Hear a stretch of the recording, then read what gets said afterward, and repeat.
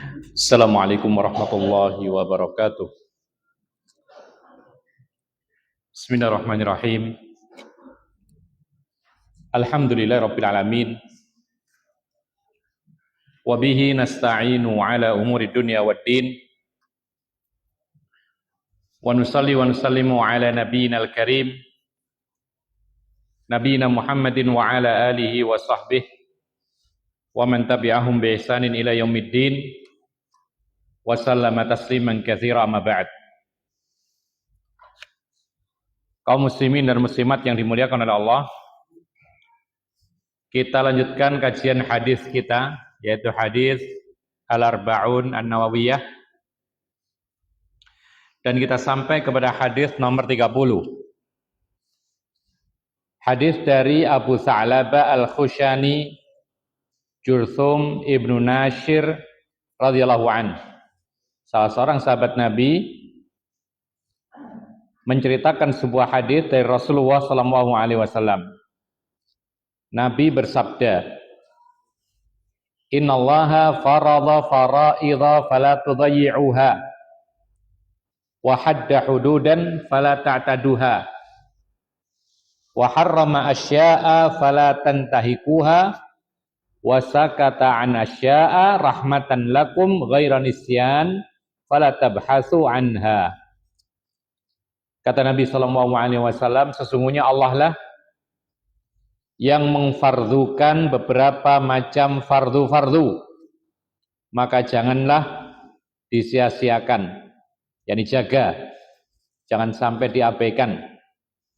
Allah lah yang memberikan batasan-batasan, maka jangan dilampaui.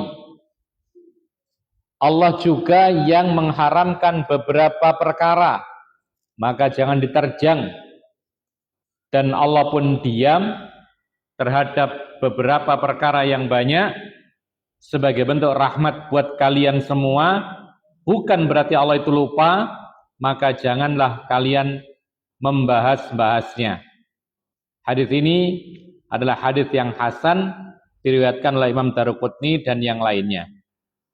Kaum muslimin dan muslimat yang dimuliakan oleh Allah, hadis ini dikenal dengan istilah, namanya adalah ahkamus syara'i atau ahkamus syar'i, hadis tentang hukum-hukum syariat. Ada disebutkan di situ faraid, perkara-perkara fardu, ada hudud, batasan-batasan yang sebagian memaknakan yaitu dosa-dosa yang ditentukan hukumannya. Kemudian ada al-muharramat, kemudian ada juga perkara-perkara yang didiamkan oleh Allah, tidak dibahas, maka itu rahmat buat kita semua. Artinya apa? Artinya pertama, berarti hukum asalnya boleh. Kemudian tidak perlu kita menanya-nanyakannya atau membahas lebih dalam. Ya, karena sekarang ini banyak orang yang membahas sesuatu yang tidak dibahas oleh Allah dan Rasulnya. Sampai ada yang bertanya, malaikat itu, ya, jari-jarinya bentuknya gimana? Nah, ini sesuatu yang tidak perlu ditanyakan, karena Allah dan Rasulnya tidak pernah menceritakan atau membahas hal tersebut. Ya, ada lagi yang bertanya, setan itu punya gigi atau enggak? Ya, ini ilmu yang diperintahkan oleh Nabi untuk meninggalkannya, dan itu merupakan ilmu yang Rasulullah berlindung darinya. Allahumma inni a'udzubika min ilmin la yanfa'. Ya Allah, aku berlindung kepada Engkau dari ilmu yang tidak manfaat. Ilmu yang enggak manfaat itu apa? Yaitu hal-hal yang berkaitan dengan syariat yang tidak dibahas oleh Allah dan Rasulnya. Kemudian kalau dibahas tidak menambah iman, ya, tidak memasukkan kita ke dalam surga, dan tidak menyelamatkan kita dari neraka. Ini sama persis dengan orang debat berhari-hari tentang mana yang lebih dulu, telur atau ayamnya. Persis itu. Jadi tidak perlu dibahas. Kalau kita tahu, oh telur dulu, tidak memasukkan dalam surga dan tidak menyelamatkan dari neraka. Ikhwan fillah azakumullah. Maka hadis ini menunjukkan kepada kita bahwa penjelasan hukum syariat, yang menentukan hukum syariat itu hanyalah Allah, tidak ada sekutu baginya. Yang mengharamkan sesuatu Allah, yang membolehkan sesuatu hanyalah Allah, yang mewajibkan sesuatu adalah Allah. Yang menyatakan itu dosa hanyalah Allah, yang menyatakan itu adalah pahala itu hanya Allah.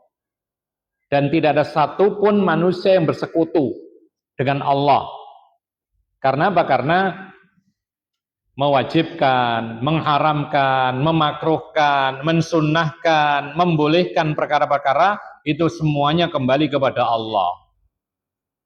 Oleh karena itu, dari sini kita ketahui bahwa apa yang diputuskan oleh Nabi Sallallahu Alaihi Wasallam berupa berbagai macam hukum atau apa yang diharamkan oleh Nabi Muhammad Sallallahu Alaihi Wasallam, maka Nabi hanya penyampai dari Allah, penyambung dari Allah. Karena Allah sendiri mengatakan, inil hukmu illa lillah yaqussul haqqa wa huwa khairul fasilin. Tidak ada hukum kecuali kembalinya kepada Allah. Allah yang menyampaikan kebenaran dan Allah lah sebaik-baik pemberi keputusan hukuman. Jadi kalau ada, mungkin kita pernah mendengar Rasulullah melarang ini. Rasulullah mengharuskan ini. Maka bukan Rasulullah hakikatnya yang menentukan hukuman. Bukan Rasulullah yang mengharamkan hukum. Seperti misalnya dalam beberapa hadis Nabi Sallallahu Alaihi Wasallam mengharamkan perhiasan emas bagi kaum laki-laki. Maka hakikatnya di sini Allah yang mengharamkan, bukan Rasulullah. Karena Rasulullah hanya menyampaikan dari Allah.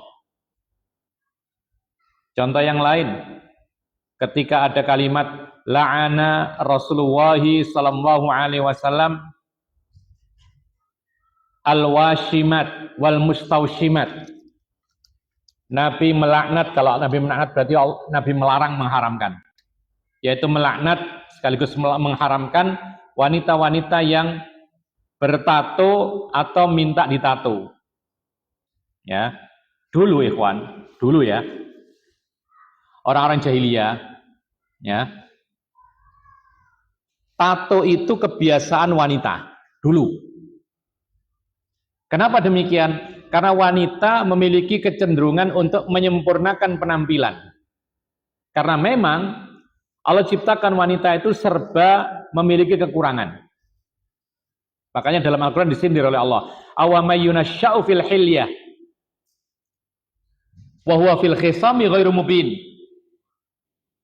Apakah orang-orang musyrik itu menjadikan makhluk sebagai anak Allah, padahal makhluk itu, makhluk yang namanya wanita ini, yunasya'u fil hilyah, ditumbuh kembangkan dengan perhiasan demi perhiasan. Ini gambaran wanita itu memang butuh perhiasan. Wanita dari sejak kecil dibesarkan, ditambahi perhiasan demi perhiasan agar penampilannya sempurna. Karena memang banyak kekurangan, secara fisik kurang, secara akal juga kurang, ya, kekuatan fisik juga kurang. Bahkan dalam agama pun juga kurang. Kalau sholat ada kurangnya ketika masa-masa tertentu, datang bulan dan semisal. Maka wajar kalau wanita itu senang dengan perhiasan. Tapi termasuk perhiasan yang dilarang adalah memakai tato atau mentato dirinya. Dilaknat oleh Rasulullah. Dan dulu wanita yang bertato, sekarang semua orang tatoan. Laki, perempuan tatoan, bahkan laki-laki lebih banyak sekarang ini. Jadi selain itu haram, dia juga bertasyabuh dengan kaum wanita zaman dulu, jahiliyah. Ma'asyiral muslimin rahimakumullah. Contoh yang lain, Rasulullah SAW melarang mengikuti atau menyebarkan kabar-kabar yang tidak jelas. Maka hakikatnya ini bukan Rasulullah yang melarang, tapi Allah. Dan Rasulullah hanya menyambung, yaitu apa yang disampaikan oleh Allah Subhanahu wa Ta'ala. Kenapa demikian? Allah mengatakan tentang apa yang disampaikan Rasulullah, wa ma yantiqu 'anil hawa in huwa illa wahyu yuha. Nabi itu tidak berucap dengan hawa nafsu, tetapi apa yang diucapkan itu adalah wahyu yang diwahyukan oleh Allah Subhanahu wa taala kepadanya. Oleh karena itu ikhwana fiddin, a'azzakumullah, maka tidak ada bedanya antara apa yang diwahyukan oleh Allah dalam Al-Qur'an dan apa yang diwahyukan oleh Allah dalam hadis. Nah, sebagian orang itu membedakan. Kalau Quran mantap, ya, dikerjakan. Tapi kalau hukum dalam hadis Rasul nanti dulu. Ini ada sikap seperti ini. Membeda-bedakan perintah Allah dalam Quran dengan perintah Nabi dalam hadis. Kalau perintah Allah dalam Quran, pegang teguh. Tapi kalau perintah Nabi dalam hadis, nanti dulu. Dan itu pernah diingatkan oleh Nabi SAW, munculnya kelompok ya yang hanya berpegang dengan Al-Quran, tapi tidak mau dengan hadis, dengan sunnah Rasul. Pada zaman Rasulullah belum ada. Pada zaman Rasulullah, kaum muslimin dan muslimat itu ketika mendengar perkataan Nabi, mereka terima seperti mereka mendengar Al-Quranul Karim. Diamalkan. Bahkan mereka itu tidak sibuk bertanya, itu wajib atau sunnah? Tidak ada. Justru mereka para sahabat Nabi, ketika mereka tahu itu adalah sunnah Rasul, mereka berbondong-bondong mengerjakannya. Karena tahu ini adalah ajaran sunnah Rasul. Tanpa menimbang-nimbang apakah itu wajib atau sunnah. Yang penting ini petunjuk Nabi. Tapi orang sekarang ketika tahu ini sunnah, alhamdulillah bisa ditinggalkan. Kebalik, nggak ada semangat. Jadi mestinya ketika kita tahu itu sunnah Rasul, meskipun bukan wajib, kita bersemangat untuk mengerjakannya karena di dalam melakukan perbuatan sunnah itu penuh dengan pahala. Nah, kaum muslimin dan muslimat yang dimuliakan oleh Allah, Rasulullah pernah memperingatkan kepada kita semua, aku tidak ingin menjumpai suatu kelompok ketika datang perintahku, dia bersandar di dalam atau di atas kursi panjangnya, bersantai. Ketika datang perintahku dari hadis, lalu dia mengatakan, la adri, ma wajadna fi kitabillahi taba'na. Ketika ada perintah Nabi, kemudian dia mengatakan, oh saya nggak tahu itu. Pokoknya yang dalam Quran kami ikuti. Jadi kalau dari Nabi nanti dulu, nomor 2. Kalau dari Quran, mana dikerjakan? Lalu Rasulullah mengatakan, ala inni utitul Qur'ana wa mithlahu ma'ah. Ketahuilah, aku ini diberi wahyu Al-Quran, dan yang sama dengan Al-Quran, yaitu hikmah, sunnah. Jadi kedudukan sunnah itu sama dengan Al-Quran. Sama, kalau hadis itu sahih, maka itu wahyu dari Allah yang disampaikan kepada Nabi. Kedudukannya sama Al-Quran. Cuman bedanya apa? Tidak termaktub dalam mushaf Al-Quran. Itu aja. Sebagian membedakan. Kalau perintah dalam Quran wajib, kalau perintah dalam hadis sunnah. Ini nggak benar.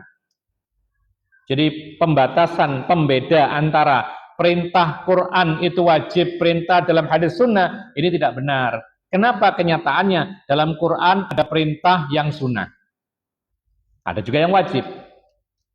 Kita ambil contoh, perintah yang sunnah apa? Qiyamul lail dalam Quran. Wa minal laili fatahajjat bihi nafilatan lak.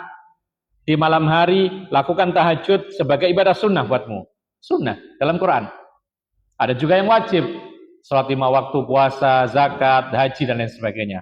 Di dalam sunnah ada yang sunnah juga ada yang wajib. Bukankah dalam sunnah Rasul itu ada keterangan bahwasanya orang yang berzina maka wajib dihukum. Hukumannya ada 2. Yang pertama dicambuk, yang kedua dirajam. Ini para ulama sepakat hukumnya wajib. Sementara ini tidak disebutkan dalam Quran, adanya di sunnah. Wajib ada dalam sunnah.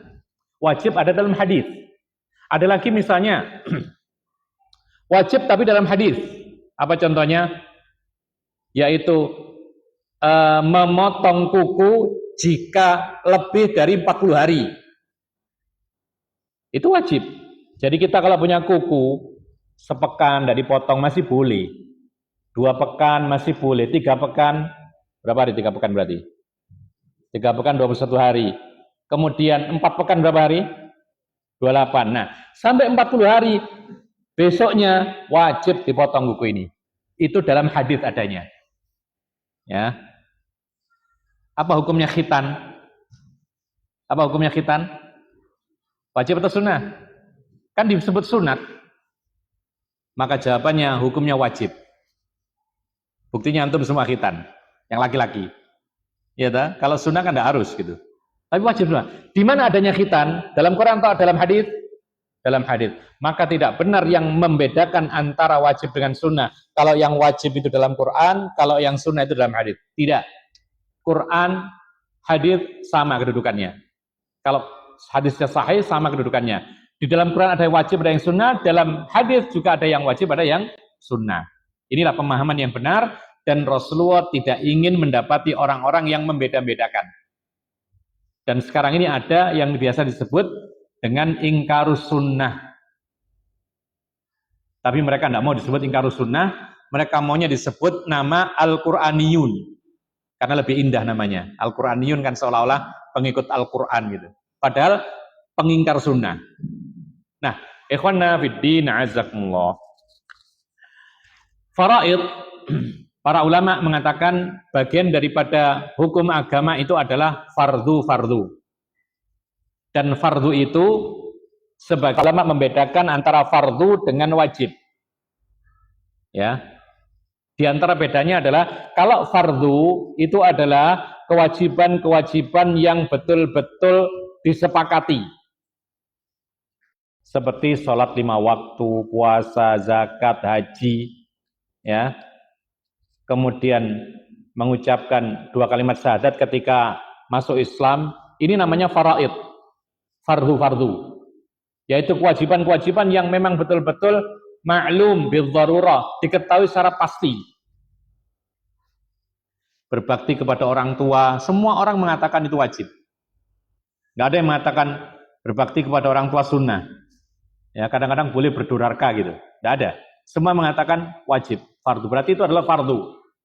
Ya. Kemudian ikhwan fillah azakumullah, maka kalau itu termasuk bagian daripada fardu, kewajiban-kewajiban yang kokoh, yang tidak ada persisian pendapat, maka Nabi mengatakan fala tudayyi'uha, jangan disia-siakan. Apa artinya? Jagalah, jangan sampai lewat. Kalau yang namanya fardu tidak bisa, itu harus dinomorsatukan.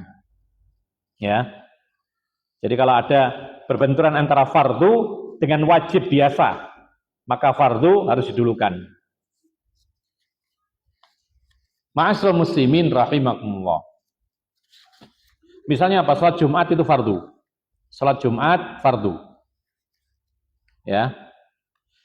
Kemudian ada lagi yang disebutkan oleh para ulama atau dalam hadis ini selain fardu, yaitu apa? Wa hadda hududan. Hudud di sini ada beda pendapat maknanya. Sebagian para ulama mengatakan hudud itu adalah batasan-batasan halal haram. Itu hudud. Seperti yang dikatakan oleh Allah, tilka hududullahi. Itulah batasan-batasan Allah. Ada halal, ada haram. Jangan dilewati, jangan diterjang yang haram. Tapi ikhwan fillah azakumullah, ini pendapat yang lemah. Kenapa? Karena setelahnya disebutkan hal yang haram. Sehingga hudud di sini yaitu apa? Berbeda dengan yang haram biasa ini.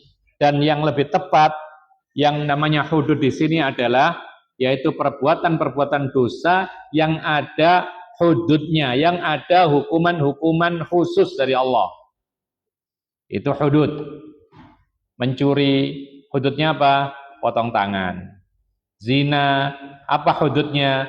Yaitu dicambuk atau dirajam. Tuduhan zina, apa hududnya? Cambuk 80 kali. Minum khamar, dicambuk 40 kali. Menurut mayoritas para ulama. Membunuh dengan sengaja, maka apa hududnya? Diqisas. Melukai dengan sengaja, apa hududnya? Qisas juga. Demikian seterusnya. Maka kalau itu merupakan hudud, dosa-dosa yang memang ditentukan hukumannya oleh Allah, maka jangan sampai dilampaui, jangan diterjang, bahaya. Ya. Dan para ulama mengatakan dosa itu ada 2 macam. Yang pertama, dosa itu ada hududnya, ada hukuman yang ditentukan oleh Allah. Ada dosa itu takzir, lahu ta'zir. Hukumannya tidak ditentukan oleh Allah, tapi ditentukan oleh penguasa yang berhak. Kalau tadi misalnya mencuri, maka ini disebut ada hududnya. Apa itu potong tangan? Tentu saja kalau terpenuhi syaratnya. Di antaranya apa? Yang dicuri itu harganya 4 dinar ke atas. Jadi kalau nyuri sendal yang harganya mungkin cuma 150.000 atau 100.000, maka tidak dipotong tangannya. Kenapa demikian? Karena batasan potong tangan dalam mencuri itu adalah 4 dinar. 4 dinar itu 1 logam uang emas gitu loh. Yang kalau ditimbang itu beratnya 4/4 gram emas yang bagus itu. Nah sekarang kalau 1 gram emas berapa? 2,5 juta misalnya. Iya sudah 2,5 ya? Hah? 2 juta? Masa? Dengar-dengar sudah hampir 3 juta katanya ya. Masya Allah cepat sekali perkembangannya. Baik. Jadi kalau anggap saja 2,5 juta 1 gramnya. Berarti kalau 4/4 gram itu 2,5 kali 4/4 berapa itu? Sekitar 11 juta lah. Nah itu dibagi 4 seperempatnya berapa? Ya anggap saja 3 juta lah, atau 3,5 juta kira-kira. Jadi kalau mencuri sesuatu yang harganya 3,5 juta baru masuk hukuman potong tangan. Ya. Kemudian juga syaratnya potong tangan itu adalah mencuri barang yang sedang disimpan. Jadi kalau barang terlantar di jalan, tidak disimpan, dicuri, maka tidak ada potong tangan. Adanya apa? Takzir. Dihukum oleh penguasa yang sah dengan hukuman sekiranya dia jera. Ini namanya takzir. Ya, misalnya nyuri kotak infak, ya, dibawa pergi, kemudian dibongkar, ternyata isinya cuma 100.000. Ya, maka apakah dipotong tangannya? Kalau ditangkap tidak, karena 100.000 itu belum mencapai nisab potong tangan. Terus hukumannya apa? Serahkan kepada penguasa, dihukum sesuai dengan keputusan penguasa sekiranya dia akan jera. Mungkin bisa dipenjara, mungkin bisa dicambuk, mungkin bisa didenda, terserah. Itu maksudnya. Beda antara had dengan takzir. Ya. Zina bisa dicambuk, bisa rajam. Bedanya ketika ini muhsan, ini ghairu muhsan. Ya. Minum khamar juga demikian dan yang seterusnya. Kemudian ikhwan fillah azakumullah. Allah Subhanahu wa taala mengharamkan beberapa perkara, maka jangan diterjang.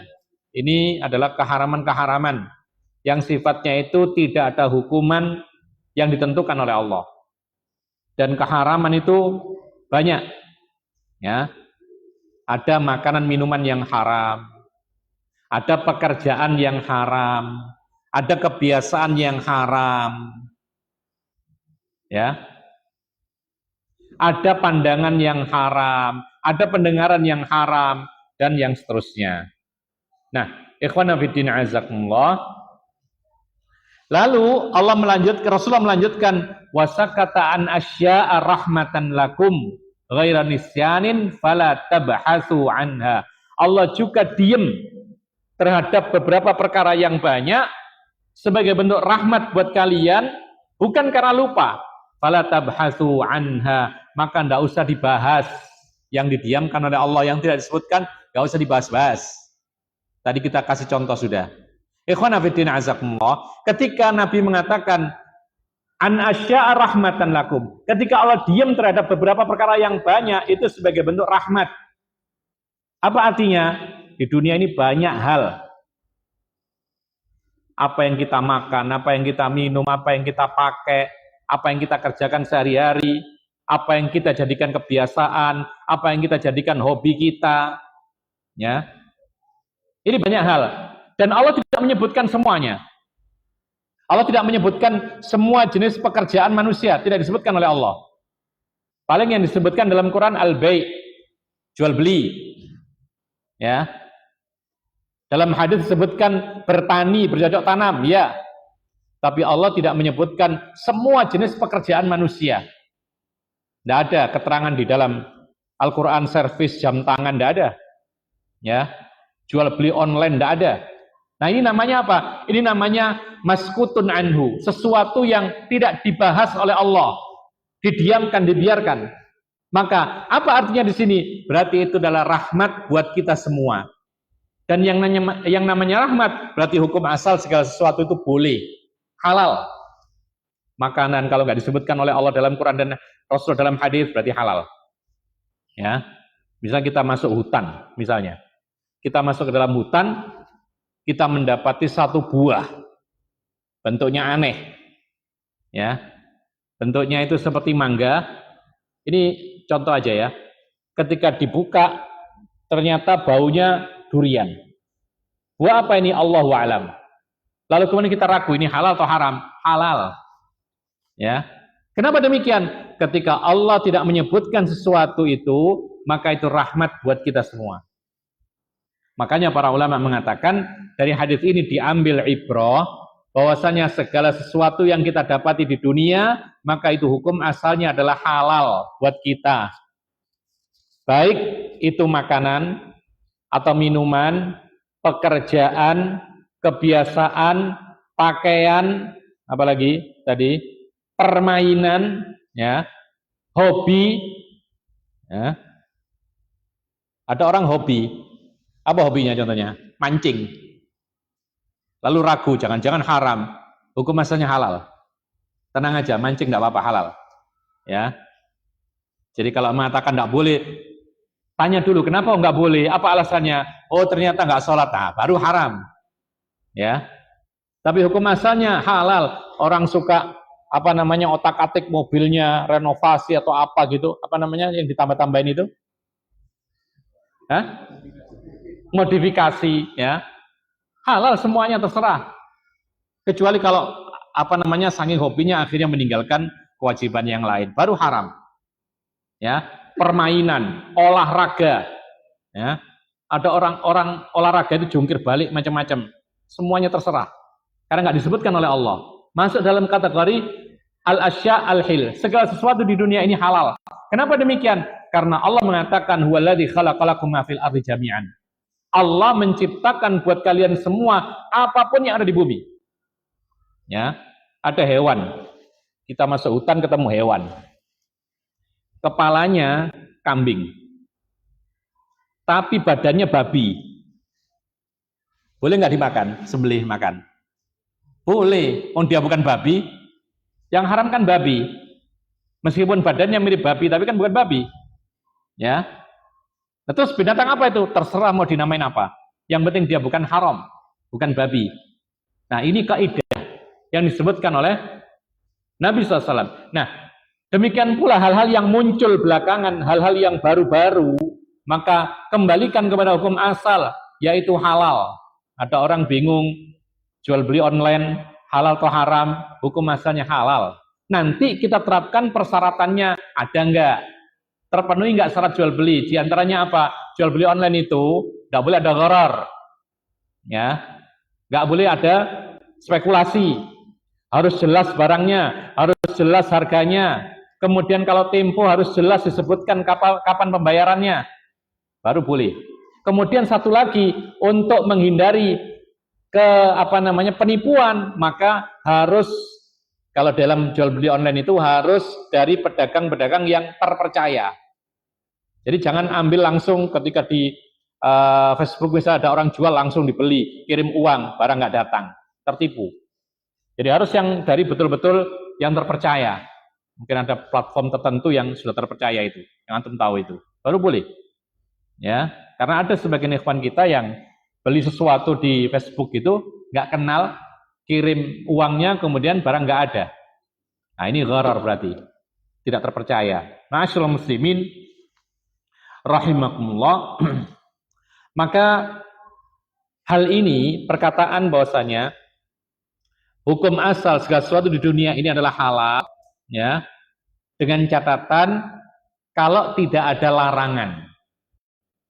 Kalau ada larangannya, maka meskipun itu perkara dunia, maka jadi terlarang. Seperti apa? Seperti ada larangan-larangan makan ini, makan itu, jadi haram karena ada keterangan dalil. Tapi kalau tidak ada keterangan dalil, tidak ada larangan, kembalikan kepada hukum asal. Allah menciptakan dunia ini untuk kemaslahatan manusia, bukan untuk kemaslahatan hewan, ya. Karena sebagian itu lebih memilih kemaslahatan hewan daripada dirinya. Sehingga kalau sama-sama lapar, dia lapar, piaraannya lapar. Mending saya yang lapar daripada hewan saya lapar. Ini keliru. Berarti dia lebih mengutamakan hewan daripada manusia, kan gitu. Ya. Jadi Allah menciptakan dunia ini dan seisinya untuk kemaslahatan manusia, bukan yang lainnya. Berbeda dengan urusan agama, urusan ibadah, maka ada dalil yang mengatakan man amila amalan laisa alaihi amruna fawarat. Barang siapa melakukan suatu amalan yaitu yang tidak ada dasarnya dari kami, maka amalan tersebut ditolak. Ini urusan ibadah, urusan agama. Maka hukum asalnya beda dengan urusan dunia. Kalau dunia, Nabi mengatakan kok, antum a'lamu bi umuri dunyakum. Kamu lebih tahu dalam urusan duniamu. Nabi diutus untuk memperbaiki urusan agama. Sehingga apa? Sehingga dalam urusan ibadah dan agama itu harus ada dasarnya. Makanya para ulama mengatakan termasuk kebiasaan yang baik seseorang itu bertanya tentang dalil suatu amalan yang akan dikerjakan. Dan itu kebiasaan para sahabat Nabi dan para salafus soleh. Dikit-dikit tanya tentang dalil, ada nggak dasarnya hukumnya? Ada nggak syariatnya? Itu pertanda apa? Pertanda bahwa dia perhatian tentang amalan agamanya. Bener nggak ini? Dicontohkan nggak ini? Ada dasarnya nggak? Takutnya salah dan seterusnya. Ma'asyiral muslimin rahimakumullah. Kemudian di dalam hadis ini juga ada keterangan bahwasanya ada hal-hal yang sifatnya itu Allah sengaja tidak membahas. Ya. Tadi itu sebagai bentuk rahmat karena hukum asal di dunia ini halal. Nah, ternyata Allah Subhanahu wa taala tidak membahas terutama dalam urusan-urusan yang berkaitan dengan ilmu, keyakinan dan lain sebagainya. Allah itu tidak bahas, itu menunjukkan apa? Menunjukkan bahwasanya itu tidak perlu dibahas memang. Hukumnya nggak perlu dibahas. Ya, hal yang sifatnya itu detil-detil tidak perlu dibahas. Allah Subhanahu wa taala tidak membahas hal-hal yang sangat detil karena memang itu tidak perlu dibahas, dan ini menunjukkan kepada kita bahwasanya Islam itu adalah agama yang ringan, mudah. Makanya tidak membahas hal-hal yang sifatnya itu sulit. Ya. Dan ini menunjukkan bahwasanya apa? Agar orang atau manusia itu tidak kesulitan menjalankan agama. Makanya enggak dibahas hal-hal yang sifatnya itu sangat-sangat detail gitu. Kemudian agar agama ini tidak menjadi berat, lalu kemudian orang akan meninggalkannya. Makanya ikhwana fiddin azakumullah, banyak hal-hal yang sifatnya itu mungkin kalau kita turuti keinginan kita ingin tahu, kita akan bertanya terus. Contoh, ada pikiran kita tentang roh. Roh itu warnanya apa sih? Ya. Ada orang bertanya begitu, roh itu warnanya apa? Bentuknya bagaimana? Ya, ada yang tahu bentuknya roh? Tidak tahu. Tapi ada nggak roh itu? Ya ada. Kemudian roh itu tinggalnya di mana ketika di badan ini? Apakah di otak? Apa di perut? Ya? Apakah di mata? Ini pertanyaan-pertanyaan yang sifatnya itu terbesit dari seorang, dari hati manusia, tapi Allah sengaja tidak menjelaskan. Ya, ada lagi yang bertanya, bagaimana sih bentuk sebenarnya malaikat itu gimana? Ya, bentuk sebenarnya bagaimana? Ada lagi yang bertanya, jin itu bagaimana sih hakikatnya, bentuknya? Kan Allah mengatakan, innahu yarakum huwa wa qabiluhu min haitsu la tarawnahum. Setan itu bisa melihatmu dengan bala tentaranya, sedangkan engkau tidak bisa melihat mereka.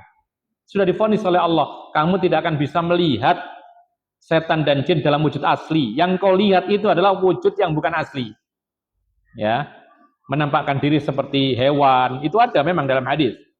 Tapi wujud aslinya Allah sembunyikan, tidak ditampakkan oleh Allah kepada kita. Nah, kalau ada orang yang bertanya, bagaimana sih bentuknya jin itu aslinya? Maka tidak berguna. Yaitu pertanyaan seperti ini. Dan itu didiamkan oleh Allah, dan itu tidak usah dibahas. Dan ini ilmu yang tidak bermanfaat kalau dia bahas. Ada lagi yang bertanya, jin itu seperti manusia enggak? Ada tulangnya enggak kira-kira? Ya, sampai seperti itu. Ada enggak jin itu kalau kencing gimana? Kalau buang air besar bagaimana? Ya, sampai ada seorang syekh, seorang alim ditanya, dan pertanyaannya terlalu mendetil. Sampai tanya tentang jin, kemudian ditanyakan siapa sih kakek moyangnya jin itu siapa? Ya iblis gitu. Ya. Terus iblis itu berketurunan enggak? Sang syekh mengatakan ya iya. Karena apa? Karena Allah mengizinkan iblis ini hidup, kemudian punya bala tentara, dan itu adalah jin-jin yang merupakan keturunannya. Kemudian tanya lagi, iblis itu menikah dengan siapa? Ya, kan repot jawabnya. Akhirnya saya hanya mengatakan, maaf saya nggak hadir pernikahannya. Ya, jadi subhanallah. Jadi pertanyaan-pertanyaan seperti ini tidak ada gunanya. Ya, karena apa? Karena memang Allah tidak sebutkan. Disebutkan pun itu tidak akan memberi manfaat kepada dia. Tidak menyelamatkan dia dari neraka, tidak membuat dia masuk surga. Keyakinan-keyakinan yang tidak diperlukan seperti ini. Ada yang bertanya tentang kisahnya Ashabul Kahfi. Lalu ada bertanya, anjingnya Ashabul Kahfi itu warna apa? Andai kan disebutkan warna hitam, apa faedahnya? Apa hukum yang bisa diambil? Apakah ini akan mendekatkan dirimu kepada surga? Atau menjauhkan engkau dari neraka? Jawabannya tidak. Itu ilmun la yanfa, ilmu yang tidak bermanfaat. Ma'asyiral muslimin rahimakumullah. Ada lagi orang yang sampai hari ini ada orang bertanya kapan kiamat?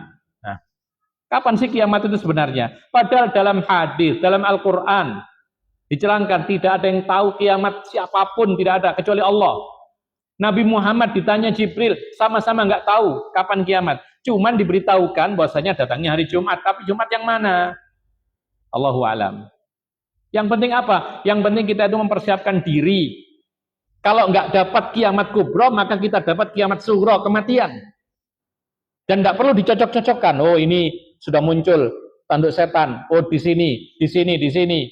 Oh berarti kurang 40 tahun lagi kiamat. Ini prediksi yang mesti keliru. Dan itu sudah berulang. Kok nggak jadi pelajaran gitu loh. Sudah dari dulu, zaman kita kecil-kecil dulu, itu sudah ada prediksi orang tahun 2012. Berapa? 1999. Antum lahir belum itu? Hah? Itu dulu heboh tahun itu. Akan terjadi kiamat. Ternyata enggak. Jadi ikhwan fillah dan meleset. Lalu ada prediksi orang-orang lagi tahun 2012. Meleset lagi. Enggak tahu ini berapa lagi nanti. 45 dan semisal. Ikhwan fillah azakumullah. Tugas kita bukan memprediksi kapan tahun hari kiamat. Kapan tahun kiamat? Ya. Tugas kita ini adalah mempelajari Al-Quran dan Sunnah Rasul. Di antara Sunnah Rasul adalah tentang tanda-tanda dekatnya kiamat. Agar supaya apa? Agar supaya kita ini bisa mempersiapkan diri untuk menyongsong kematian kita. Karena Rasulullah mengatakan aksiru min dzikri hadzimil ladzatil maut. Perbanyaklah mengingat penghancur kenikmatan dunia itu kematian. Salah satu caranya apa? Mempelajari hadis-hadis Nabi, terutama tentang tanda-tanda dekatnya kiamat. Ya. Jadi ikhwan fillah azakumullah, para ulama juga menegaskan tidak perlu kita bertanya, yaitu apa? Yaitu tentang tawaf. Kenapa kok 7 kok enggak 10 sekalian gitu? Tidak perlu seperti ini. Dan tidak akan ketemu jawabannya yang benar. Karena ini haknya Allah Subhanahu wa ta'ala. Kemudian, kenapa sholat 5 waktu kok enggak 7 waktu aja? Kan sama-sama ganjil gitu. Ya. Kemudian, apakah jin itu sakit seperti manusia sakit? Apakah jin itu bisa tertawa? Apakah jin itu begini dan begitu? Ini semuanya ikhwan fillah azakumullah, termasuk pembahasan yang mendetil, yang kurang bermanfaat atau tidak bermanfaat. Ma'asyiral muslimin rahimah. Termasuk diantaranya adalah yaitu membahas secara detail sifat-sifat yang disematkan kepada Allah, yang mana Allah dan Rasulnya tidak pernah menyebutkannya. Ya, Kalau Allah yaitu bersemayam di atas arsy, itu ada Ar-Rahmanu 'alal arsy istawa. Lalu berlanjut, terus bagaimana bersemayamnya? Nah, ini sudah melampaui batas. Tidak berguna seperti ini pertanyaan ini. Pembahasan seperti ini pun tidak berguna karena Allah tidak menyebutkan. Kemudian ditanyakan lagi, terus Allah itu apakah Allah itu punya hati? Nah, ada seperti itu mengatakan, apakah Allah itu punya gigi misalnya? Ya, apakah Allah itu punya ruas-ruas jari dan lain sebagainya? Kita katakan semua hal ini tidak disebutkan oleh Allah dan Rasulnya, maka tidak usah dibahas. Karena apa? Sia-sia waktu kita, gak ketemu ujungnya. Dan kita diperintahkan untuk mengimani apa yang disebutkan oleh Allah dan Rasulnya, cukup. Dan tidak usah dikiaskan, dianalogikan kepada makhluk. Makanya Allah mengatakan, dan ini sebuah kaidah dalam pembahasan tauhid asma wa sifat, ya, yaitu apa? Yaitu Allah Subhanahu wa taala itu tidak ada yang menyamai sama sekali apapun dengan Dia. Tetapi Allah itu maha mendengar, lagi maha melihat. Jadi kalau Allah itu melihat, manusia juga melihat, tapi melihatnya Allah tidak sama. Kalau Allah itu mendengar, manusia juga mendengar, tapi mendengarnya Allah itu maha mendengar segala sesuatu sampai apa yang ada di dalam hatinya manusia. Kaum muslimin dan muslimat yang dimuliakan oleh Allah Subhanahu wa taala. Kemudian di dalam hadis ini ada sifat ar-rahmah. Allah memiliki sifat rahmah, kasih sayang. Makanya ada nama Allah itu Rahman, Rahim. Pengasih, penyayang, maha pengasih, lagi maha penyayang. Di antara bentuk kasih sayangnya Allah dalam syariat ini, ya, bukti kasih sayangnya Allah dalam syariat agama Islam ini, Allah Subhanahu wa taala memudahkan semua hukum-hukum agama, dimudahkan semuanya. Enggak ada hukum agama yang sulit. Ya. Kalau ukuran orang normal, sehat walafiat, pasti bisa melakukan. Coba lihat. Oh, ibadah apa yang dikatakan orang sulit? Misalnya apa? Salat 5 waktu. Orang bisa melakukannya, tidak tersiksa. Bahkan ada orang yang merindukan salat, seperti Rasulullah kan gitu. Puasa, Ramadan, kalau orang mengatakan berat, buktinya kebanyakan orang, kalau orang itu sehat walafiat bisa menjalani puasa Ramadan. Bahkan banyak kita dengar apa itu ketika di ujung Ramadan berharap kalau bisa Ramadan lagi. Tapi kita sekarang sudah adzan dan kita sambung lagi setelah adzan insyaallah. Barakallahu fikum. Fadhal.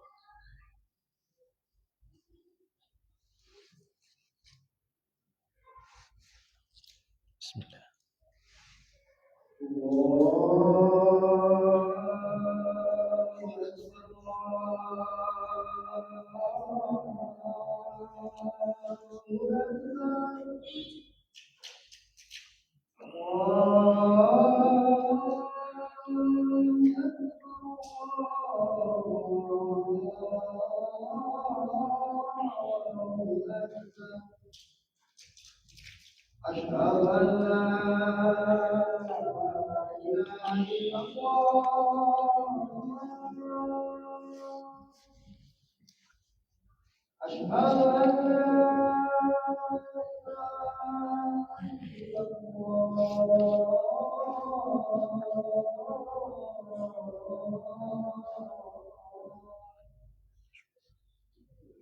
أشهد أن محمدا رسول الله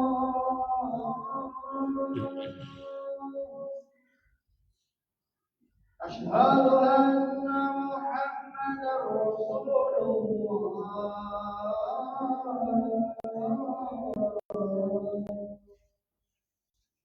حي على الصلاة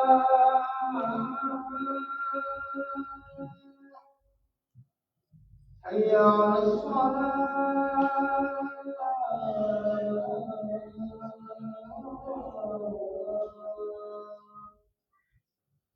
حي على الفلاح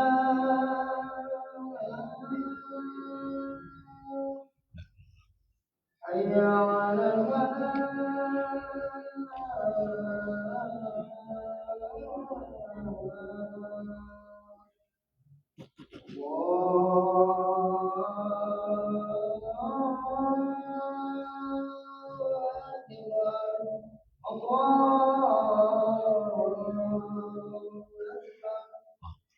لا إله إلا الله.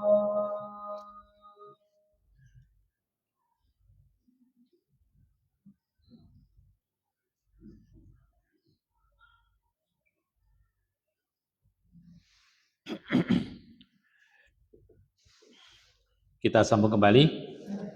Allah Subhanahu wa taala memiliki nama Ar-Rahman Ar-Rahim, yaitu mempunyai sifat rahmat, kasih sayang kepada makhluknya. Dan Allah merahmati hambanya dalam syariat itu terbukti dalam beberapa hal. Di antaranya adalah Allah memudahkan semua kewajiban-kewajiban syariat. Dimudahkan oleh Allah. Salat cuma 5 waktu. Itu pun di waktu-waktu yang umumnya orang dalam keadaan tidak tidur. Kalaulah kondisi orang itu sedang tidur, maka sholatnya itu sunnah. Yang mulai misalnya. Ya. Itu pun tidak memakan waktu kecuali paling 5 menit, 10 menit setiap sholat. Ya. Bohong orang mengatakan dunia dan akhirat harus seimbang. Itu bohong. Kenyataannya tidak demikian.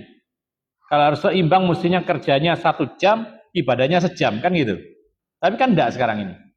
Ibadahnya 5 menit, kerjanya 7 jam, 8 jam. Berarti kan enggak seimbang.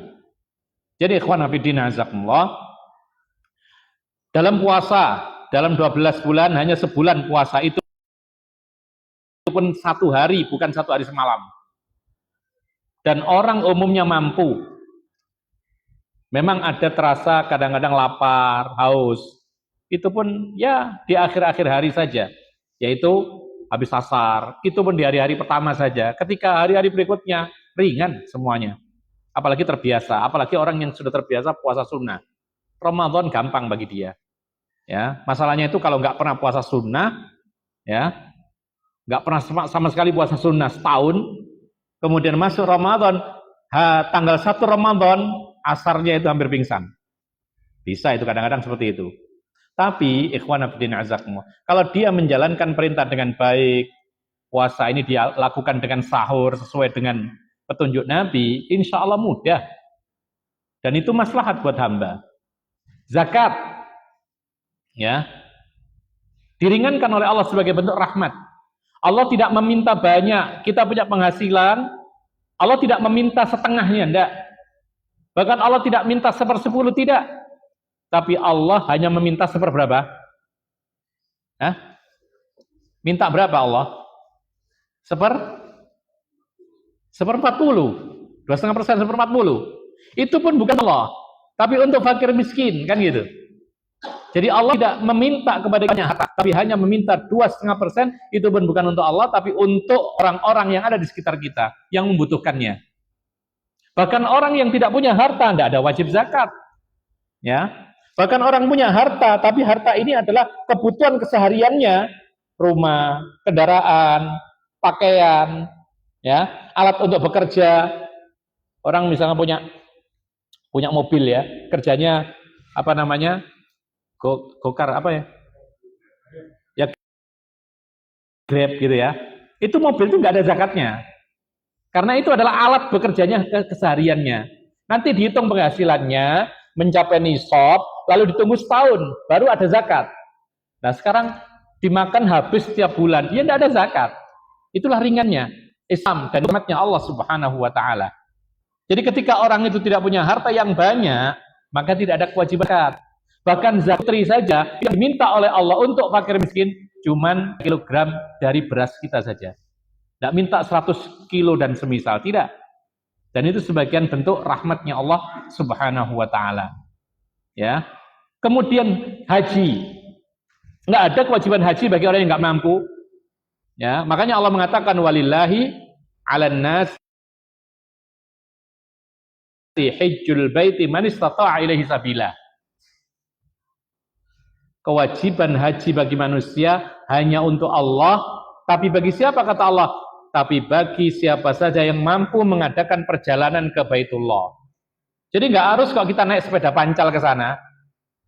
Kadang-kadang ini termasuk membebani diri, ya. Karena ada sebagian lagi dulu itu beberapa bulan yang lalu itu viral kan, ada banyak orang itu bersemangat untuk haji sepeda pancal, sepeda ontel.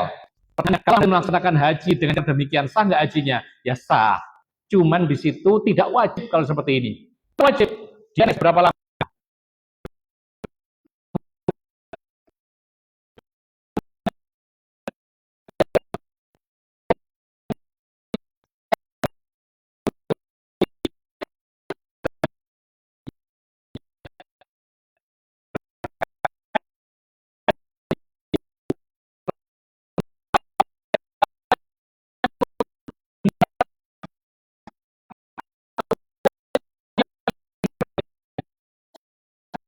Begitu saja tanpa nafkah, bagaimana? Maka tidak ada kewajiban haji seperti ini. Jadi terkesan membebani, dan akhirnya Islam terasa berat bagi dia.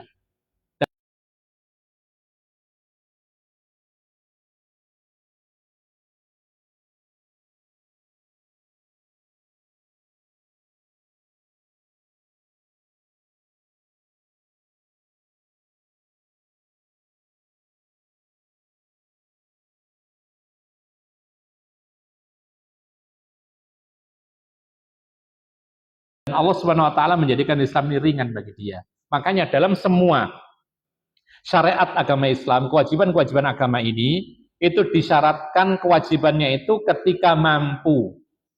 Ma'al istita'ah, semuanya. Orang kalau nggak mampu sholat berdiri, boleh duduk. Orang nggak mampu puasa, nggak usah puasa. Kan gitu. Bisa apa? Mengkodok di hari yang lain. Tapi kalau permanen sakitnya, maka bayar fidyah. Sudah selesai. Orang yang tidak mampu zakat, ya tidak ada zakat. Ya, nah ini adalah salah satu dari bentuk rahmatnya Allah Subhanahu Wa Taala. Di antara bentuk rahmatnya Allah Subhanahu Wa Taala dalam syariat ini, Allah melipat gandakan pahala suatu kebaikan minimal 10 kali lipat. Ini bentuk rahmatnya Allah. 10 kali lipat minimal. Al hasanatu bi asyi amsalihha. Satu kebaikan dilipat gandakan 10 kali lipatnya. Kemudian bisa ditambah lagi sampai 7 kali. Ini juga rahmatnya Allah. Bahkan ada sebagian ibadah yang akan dilipat gandakan oleh Allah tanpa batas. Seperti puasa, pahala sabar, dan lain sebagainya. Ma'asyiral muslimin, rahimakumullah. Kemudian yang terakhir, yaitu di dalam hadis ini, ada kalimat yang disebutkan oleh Nabi SAW, وَسَكَتَ عَنْ أَشْيَاءَ رَحْمَةً لَكُمْ غَيْرَ نِسْيَانٍ. Jadi Allah sengaja tidak menyebutkan hal-hal yang sedetil itu tadi, pertanyaan-pertanyaan yang detil tadi, itu rahmat buat kalian semua, bukan karena lupa. Jadi Allah itu tidak punya sifat lupa. Tapi lupa di sini maksudnya adalah zuhulul qalbi an syai'in ma'lum. Itu yang enggak ada. Allah tidak punya sifat lupa yang maknanya adalah lalai dari sesuatu yang telah diketahui. Ya, lupa. Itu enggak, Allah enggak lupa karena Allah itu tahu semua, hafal semuanya dan seterusnya. Nah, sekarang masalahnya adalah memang dalam ayat Allah mengatakan yaitu wa ma kana rabbuka nasiya, ada dalam ayat Al-Qur'an seperti dalam surat Maryam 64. Allah mengatakan Tuhanmu Allah tidak sekalipun lupa. Ini jelas. Ayat yang lain la yadhillu rabbi wa la yansa. Allah tidak akan salah dan Allah tidak akan lupa selama-lamanya. Jelas. Tapi masalahnya ada ayat surat At-Taubah ayat 67. Nah, ini seolah-olah kontradiksi. Apa itu? Allah mengatakan nasuwaha fanasiyahum. Mereka orang-orang yang durhaka itu melupakan Allah, maka Allah lupakan mereka. Tadi katanya Allah tidak akan lupa, tapi kok di sini Allah melupakan mereka. Gimana komprominya? Jawabannya mudah dan ini sudah dijelaskan oleh segenap para ulama. Termasuk diantara yang menjelaskan adalah Fadilatul Syekh Muhammad bin Shalih Al-Utsaimin. Beliau menyatakan bahwasanya nasiya, bahasa Arab ya, atau nisyan, itu ada dua makna. Makna yang pertama, yaitu zuhulul qalbi an syai'in ma'lum. Lalai dari sesuatu yang pernah dia ketahui. Ya. Maka makna ini tidak mungkin bagi Allah, karena Allah tidak lupa. Dalam Quran tadi disebutkan, la yadhillu rabbi wa la yansa, Allah tidak akan lupa. Ini makna yang pertama. Lalu makna yang kedua, an-nisyanu bimakna tarki, yaitu bermakna meninggalkan, sengaja meninggalkan atau mengabaikan. Maka inilah makna yang benar, nasullaha fanasiyahum, mereka orang yang durhaka itu melupakan Allah, maka Allah meninggalkan mereka, mengabaikan mereka, sengaja mengabaikan mereka atau melupakan mereka. Jadi bukan lupa yang hilang ingatan, bukan. Tapi Allah sengaja mengabaikan mereka, melupakan mereka. Inilah yang makna yang sesuai, yaitu dari perkataan nasullaha fanasiyahum, Allah itu melupakan mereka, yakni Allah itu mengabaikan mereka, orang-orang yang durhaka sebagai bentuk balasan kepada mereka. Ma'asyiral muslimin rahimakumullah. Itulah yang bisa kita sampaikan materi kita. Intinya adalah Allah Subhanahu wa taala dialah satu-satunya zat yang punya hak menentukan hukum-hukum agama. Baik itu wajib, fardu, haram, atau mungkin makruh, mubah, dan lain sebagainya. Dan perlu diingat juga dulu kita membahas yang halal jelas, yang haram jelas. Lalu ada hal yang syubhat, orang yang beriman dianjurkan untuk jauhi yang syubhat, apalagi yang haram. Kemudian di antara hukum syariat itu ada yang dibiarkan oleh Allah nggak disebutkan sebagai bentuk rahmat dari Allah Subhanahu wa taala, dan seperti ini tidak perlu kita tanyakan, tidak perlu kita bahas detail, tidak perlu kita sia-siakan untuk membahas berjam-jam, tidak perlu kalau memang Allah tidak membahasnya, karena itu rahmat buat kita semua dan tidak perlu kita membahasnya. Ini yang bisa kita sampaikan, mudah-mudahan bermanfaat. Wa akhiru da'wana anil hamdulillahirabbil alamin wa sallallahu ala nabiyina Muhammad walhamdulillahirabbil alamin.